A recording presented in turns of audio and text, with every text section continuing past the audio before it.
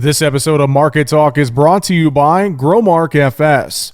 Keeping up on the latest in ag is a challenge, to say the least, but there are experts nearby ready to help. You'll find them at your local FS.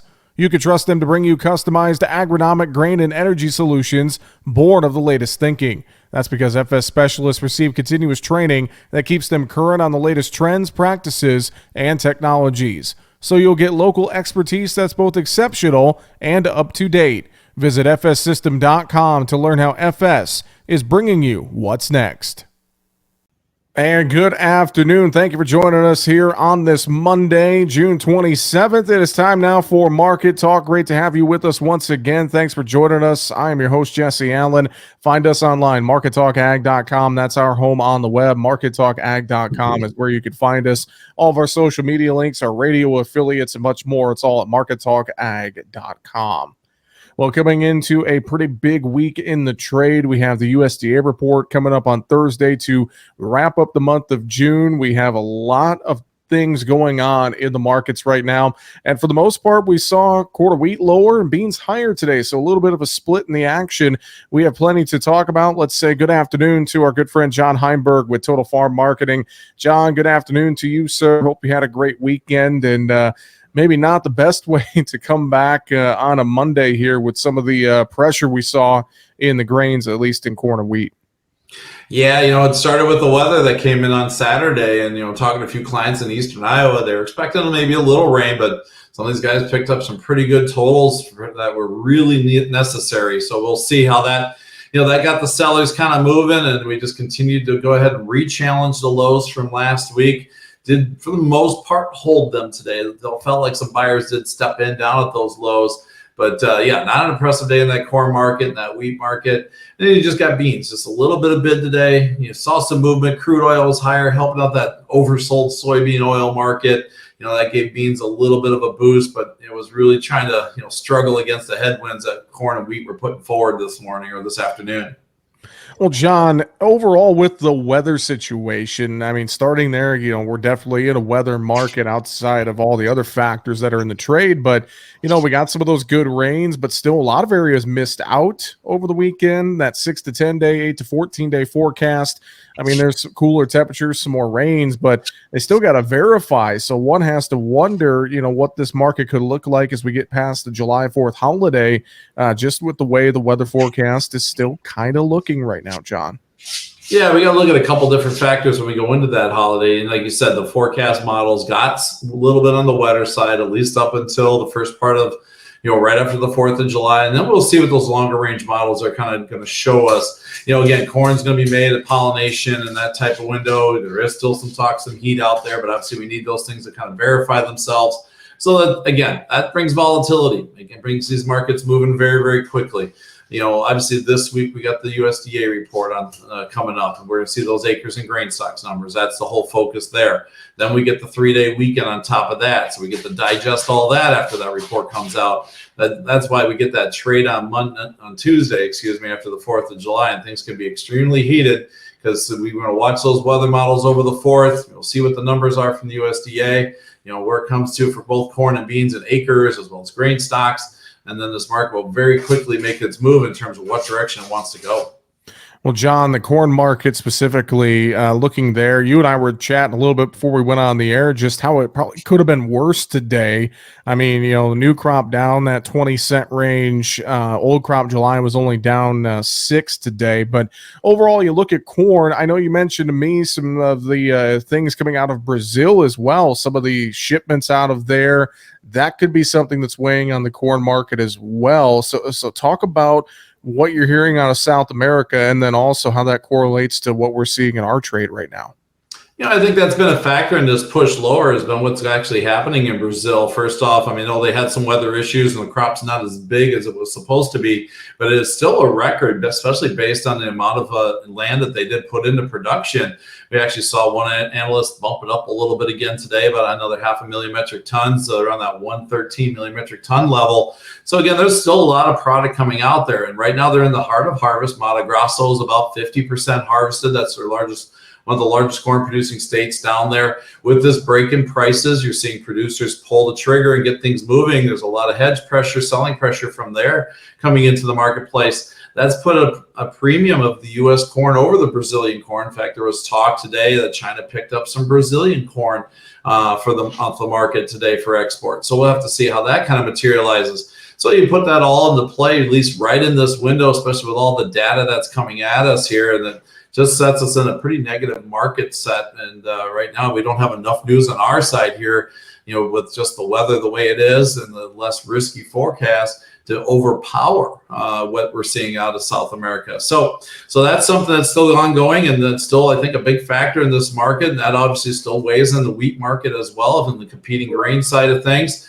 Plus, we got a really strong Russian crop, and we're seeing what's happened out there in terms of that export side. Those numbers for U.S. wheat are just still very difficult to get those export numbers coming in. And that combination of lack of demand and fresh supplies globally has got this market kind of nervous, obviously, right now as we're pushing to multi-month lows. Now, a little more on the wheat market, John. I know harvest ongoing in the Southern Plains, and I've talked a little bit about, some of that harvest seasonal pressure in the market as well, but also, I mean, some of the yields, maybe some areas better than expected, but still some not too great. So, on the flip side of that, one has to wonder with the wheat market, part of this down move, was it more just sympathy with corn, or is there a story out there that's not necessarily getting told right now, and maybe there's better yields than we think? Again, it's in the window where harvest is there. We got good value there. Prices are sliding still and producers are protecting, buying some put pressure. So that's selling pressure to the market at the same time. Again, it's always hard to gauge where wheat crops are, especially with the weather conditions that we've had. Right now we are at the heart of harvest, so those bushels are moving. So that is another piece of this puzzle. Then you still got a technical side on the wheat market, again, breaking to near-term lows on today's trade. It just looks like money wants to run that way, at least in terms of where the managed money positions are, the money flow out of that market, because it's just starting to feel like, at least right now, that the world's supplies of wheat are improving. And obviously with fresh supplies coming to the marketplace, it makes it difficult for anything to rally here in this window. We'll see what we get on the longer term. We'll watch those grain stocks numbers on wheat this week. We'll watch those acre numbers, so especially that spring wheat talk, that number could be down significantly. That this market's getting pretty oversold for both corn and wheat. So we're going to be vulnerable to an upside correction if we get something that's friendly and the money feels like it's on the wrong side. But that might take something dramatically to happen, at least something above expectations on that USDA report or below expectations, or a quick shift in the weather models. Well, and you speak of the money as well, and this kind of goes for everything, but we've seen a lot of that speculator money move out of the market the last week or so. Just a lot of the funds saying, hey, I'm going to move my money out. And we wonder maybe if some of that money is moving back into the financial sector or not, despite all the recession talk. It just really feels like it's either that or maybe some money moving to the sideline. I know the dollar down today a little bit. But what are your thoughts on some of that fund money that's been in ag commodities? Do you think this is a longer term trend that we start to move some of that money out, or is this just a wait and see approach ahead of some of the weather issues out there and more? To me, that's a very concerning point right now. The recession play is something that is definitely in front of this market here. Look at some of the other markets out there. You didn't mention cotton, which has been down significantly, limit down today. That's purely a recession move and the lack of consumer demand. Now, we did see some movement in the cattle market. We'll touch on that in a bit here. That was kind of supportive. That's also another recessionary type play. So I think that inflation story, maybe with commodities breaking here, we're again, that energy to be in the commodity sector is starting to pull back a little bit. At the same time, if we truly see some recovery on the inflation side, some concerns regarding consumer demand and demand in general, there's an extra layer to this market that can disappear. And that's maybe something that's been in play. The stock market's kind of had its pullback, not saying it's out of the woods, but it's an opportunity where we can take some winners. And realistically, even at these price levels with the drop we've had, if you've been owning corn since the 1st of December, you're still profitable in most of those positions, and they're taking some of that money flow and moving it into areas where they think there's value. John, I just want to touch on it since you brought it up, the cotton market. I know we don't talk a whole lot about it, but it's reminiscent to me of maybe when crude oil went negative, just this huge drop in front month cotton right now. And you mentioned it's tied to the recession worries, but this is just this almost feels like one of those once in a, you name it kind of moves in the cotton market, John. It was on Friday with that July contract getting into expiration and just people getting caught on the wrong side of the fence. But if you go look at December, which is the next heavily traded month, it's been nothing but a free fall. You're looking at a 30% drop off the high since the middle of May. We're trading 133 per pound. Now we're all the way down to 94 and basically limit down today. And if you look at it, it's just been an absolute just bloodbath in terms of price here, for lack of a better word, the last handful of days. So again, you're caught in a situation, thinly traded market, technical breakdowns, money flow moving quickly, the recession story and behind it, and then then we still watch what's going on globally, what's happening with China in terms of its demand, what's happening with India and its production. The monsoons have been bringing some moisture in, and that cotton market has just been set up for this type of a free fall, and now you just don't have anybody that wants to step in front of it. Again, it's just a signal, and we've seen it in the other commodities too. When things want to change, it can happen extremely aggressively. Sometimes it doesn't have to be fundamentally driven, and when that money moves around, we're competing against computer traders and black boxes and things of that nature. They're just triggered off of what's happening in the news, what's happening with price movement. And that's just so hard to gauge against. And that's why making sure you manage risk when value is there is a key. You reminded me as well before we went on the air that today, first notice day. So I know that's having a little bit of impact on the trade as well. Let's shift to the soy complex. At least some good news to talk about today there. Just looked like some solid strength in meal and oil, and that spilled into beans. But as you look at that soy complex ahead of the acreage report and the stocks report on Thursday, and just with the price action today, anything stand out to you, good or bad, in the soy complex, John? It was nice to put a higher high in and finish near the top of the range in that regard today, at least that bean complex. You mentioned the soybean oil price. We did get a little lift in crude, trying to get back to the 110 level. That bean oil market, kind of like that cotton market, we also saw a little jump in supply from Indonesia wanting to export a little bit more. You saw crude break off its highs. That bean oil market was a lot of support underneath the soybean market, probably at least $1 plus of value. And when that thing free falled like it did over the last couple of weeks, it just took beans right with it. So finding some stability there was good to see. Now we'll see if we can get some follow through to it. To me, when you still look at the fundamental side of things, what we're thinking about on the report here coming up, soybean supplies are still relatively tight globally. You still got China being active on the demand front. U.S. prices are still extremely competitive, especially for fall beans into the early part of the winter before those Brazilian beans become a factor again. If we come back and we got less acres, or acres are tighter than we anticipate off that USDA report this week with the acreage numbers, we kind of have a good idea where stocks are. Bean numbers are a little easier to track, but it might be a market that's poised, especially if we get some warmer forecasts for July and August when beans are truly made. So to me, it's a market. We saw a nice little bid today. I think it would have done a lot better if we didn't have the weakness in the other two grains weighing on it. But at least I like where it closed today, and it felt like there was at least trying to be a little bit of upward momentum if we get everything to calm down. Now let's see what the ratings say this afternoon. Just talking to producers, this bean crop is not off to the best start. But again, beans are made in August. I remember hearing some of the same stories last year from producers, and things still turned out pretty well. Well, overall, with the acreage report coming up on Thursday, it's typically a report that has fireworks. We can't really guess what USDA is going to have. I know there's a lot of issues there, with some of the reporting as well, just with, some of the delayed planting. Will we have to have some resurveys, et cetera? So overall, going into Thursday, I think there could be some cases made on the bull side and on the bear side. And, just it's shaping up to have a very wild week once again, it appears, John. Very much so. And as a producer, you got to look at things here, at least right now, until proven otherwise. We got good potential out there. We get some strength in that report, I'll probably build some defense underneath. I rather manage the risk and leave the downside open here.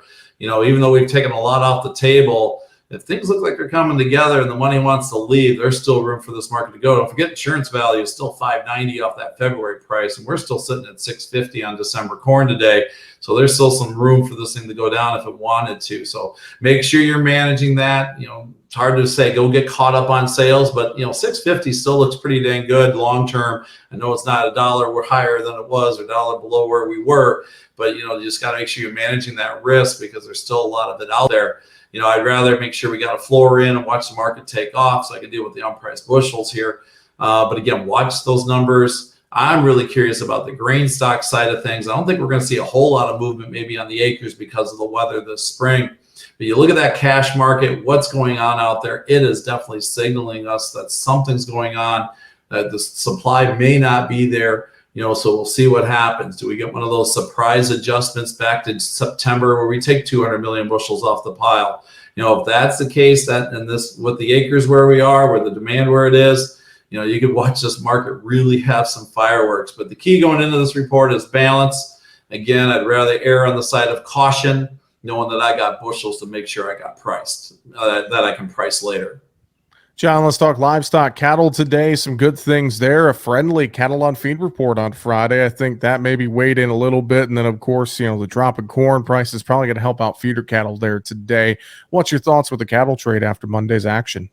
Yeah, it was a very interesting day today. You kind of watch the price action. First off, cattle on feed was, somewhat friendly.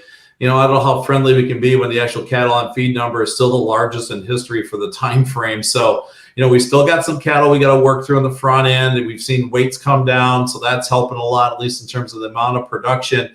That's some of the reason we saw a little bit of a bear spread market today. In fact, even that one time today, we saw the futures negative in those front end months. And then all of a sudden the buyers just stepped in. So maybe there's some energy out there that wants to lift this cattle market higher. Really right now, the front end is going to be so focused on what's happening with the cash trade. I think that's going to be the focus there. Did like that feeder number, again, starting to get a little bit tighter. We've been talking about those supplies tightening up. Cattle slaughter, in terms of cow slaughter, continues to run at well ahead of pace and hasn't slowed down yet. So that's something we're still going to be watching for that 2023 calf crop, as well as what's the available supply going into next year. And we're starting to see that reflected. April of 23 was already talking 153, 154 on the board. So they're putting some value into this market. So I like what we saw there. Again, feeders tied to corn a little bit today. We just can't break that market out. I think if we can, there's some pretty quick upside potential there. So we'll have to kind of watch what happens over the next couple of weeks here, especially as we get through the end of the month. Hog market, it feels to me like the hog market is kind of just squaring up ahead of the quarterly hogs and pigs number coming up on Wednesday. Do you think that's the case? That's what it feels like. We had the big drop on Thursday, recover back on Friday, again, drop again today. And, we'll see what those numbers are. Are they going to confirm what we need, that we think we know, which is that hog numbers are going to be tight? We still are slaughtering a decent amount of animals. We still got pretty good weights out there, putting some product out there. But again, that's that longer term picture, at least from talking to producers, seems like those hogs aren't there, especially when, corn was at those price levels. That hog market does tie, like feeders are indirectly correlated. It seems like hogs are directly correlated, at least from the standpoint of as corn prices go down, hog prices seem to go down because all of a sudden inputs get cheaper and we can bring some more hogs into the operation. So, that's one of those things that maybe was a bit of a factor too. If you kind of look at the last couple of days, corn was down hard Thursday, so was hogs. Corn was up on Friday, so we're hogs. And here we are today, down on corn and down on hogs. So that report this week will be very interesting to see. It's definitely going to set up where we go into the fourth quarter as well as into early 2023.